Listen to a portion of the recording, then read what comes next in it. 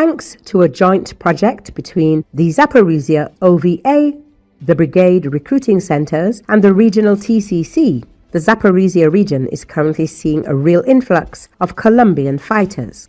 According to the Zaporizhzhia OVA, among them are 24-year-old Fly, 27-year-old Black, and 34-year-old Bambi, legionnaires fighting side by side with Ukrainian defenders in the 65th Separate Mechanized Brigade, Velykyi Luh. We found common ground with them. They understand us, and we understand them. They complete missions on par with our guys, and they spend weeks at a time at zero. This helps our soldiers rest, said the company's senior sergeant, call sign Bublik. It is noted that thousands of Colombians are already officially serving in the Zaporizhzhia region. Here, they are helping the Ukrainians to massively destroy the Russian armed forces. Here are the best conditions for service and a strong military comradeship. We leave behind our dreams, our families, but with one goal: to continue to protect and fight for this country to be free, said a soldier from Colombia, call sign Fly. Interestingly, the dugouts are equipped with amenities for them: a small kitchen where they prepare food, beds, a generator, and a place to dry clothes. Bucha added, "We're on vacation now, just returned from a mission, and everything went well. We rescued 3 kittens that we brought back from the mission, and they're always with us, close by, giving us a little warmth in this cold. It's a pleasure and a source of pride for me to be in the Ukrainian army."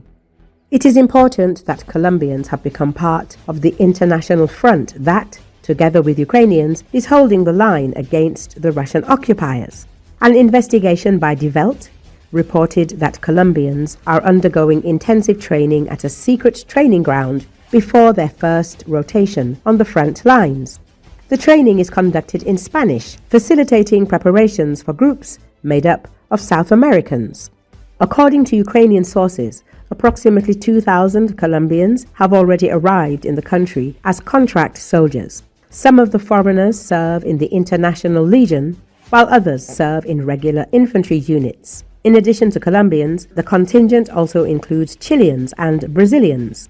Approximately 40% of the foreign fighters who arrived in Ukraine are from South America. Foreign volunteers in Ukraine are part of the International Legion, a military unit within the Ukrainian ground forces. Formed in 2022, the Legion has attracted thousands of fighters from over 50 countries, including the US, UK, and Canada, to fight against Russian aggression. For Brazil and Colombia, many are either economic migrants or cartel-related, sent to gain military experience. These are mostly young men of 25 to 35 years. Military tactics have changed fundamentally since 2022. Western veterans who taught the Ukrainians at the start of Russia's war now have to learn new approaches on the front lines.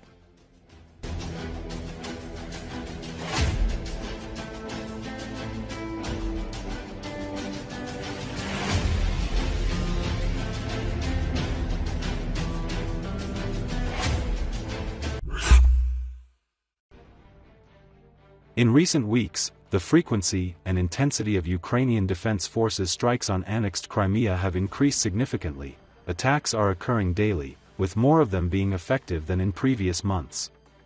Krym Realii investigated how this relates to the prolonged thinning of Russian air defenses on the Crimean Peninsula, as well as Ukraine's acquisition of new weapons.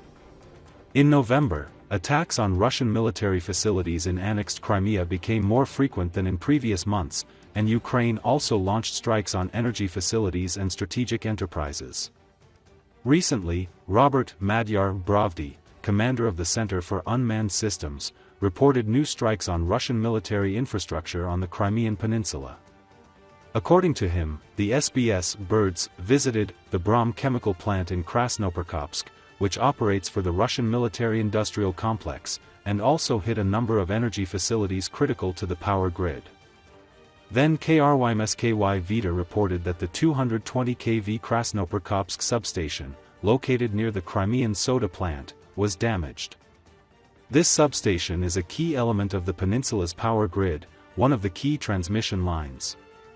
The main intelligence directorate of the Ukrainian Ministry of Defense announced a strike on a Russian Ka-27 helicopter, as well as on a number of radar stations in annexed Crimea. According to the researchers, the Lyra A-10 airfield radar was located 3 kilometers south of Simferopol Airport, while the 55 ZH-6 Unibo-U and 1 L-13-3 Nibo-SV radars were located on the territory of a military unit between the village of Yutnoy in the Saksky district and Yevpatoria. Earlier, the Saksk thermal power plant was damaged by several strikes, as reported by the Ukrainian project Dnipro-Osint. A published satellite image shows significant damage to part of the main structure, the turbine hull, at the power plant. The Dnipro-Osint project has revealed damage at Kirovskoy airfield. According to the report, destroyed operator property and a charred area near the hangar are visible near the hangar. The Ukrainian Navy destroyed an elite Russian Special Forces unit stationed on the Sivash drilling rig, according to the Ukrainian Navy's Telegram channel. In addition to the reconnaissance and surveillance equipment, a Russian anti-tank missile crew was also destroyed. As a result of the strike on the enemy's S-400 Triumph anti-aircraft missile battalion command post, which was in a combat position, a Russian 92N-6E multifunctional radar and the S-400 command post's autonomous power supply system equipment were destroyed, the main intelligence directorate noted. The escalation of strikes against targets in Crimea and the increasing effectiveness of attacks indicate, first and foremost, changes in the Russian air defense system on the peninsula, primarily its weakening.